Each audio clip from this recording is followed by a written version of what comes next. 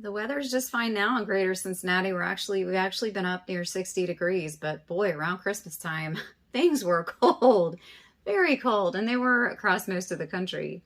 I wanted to give you some tips though for keeping your pipes from bursting or being compromised during that extremely cold weather. First thing that you want to do is to keep the heat on and up, even if that house is vacant, because that's where most of this occurs. When people kind of shut the house down, if it's vacant, some of them don't even turn the heat on at all. And we had that happen in a real estate transaction in one of my transactions right at that time.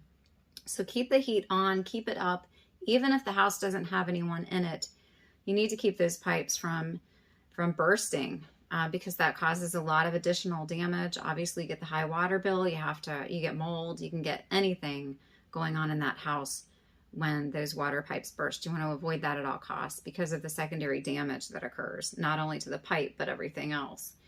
Open those cabinets up, especially if you have plumbing on an exterior wall, but regardless, open the cabinets up and let the warm air get to the pipes. It's kind of, it doesn't get in to those pipes the way it should if those cabinets are closed. And definitely let your pipes drip in that extremely cold weather. It's just good for them. It keeps everything moving and flowing.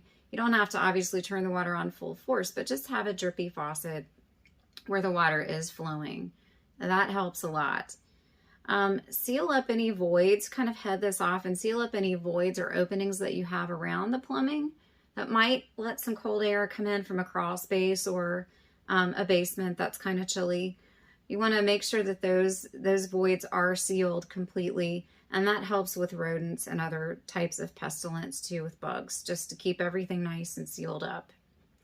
You want to be proactive and replace older compromised pipes, because once they get tested, they're the first things that give. They go and they break. So make sure that you do that. And then if your house is vacant, if you're going to be gone for even a little while, you want to shut the water off at that main valve and make sure that the pipes are drained out.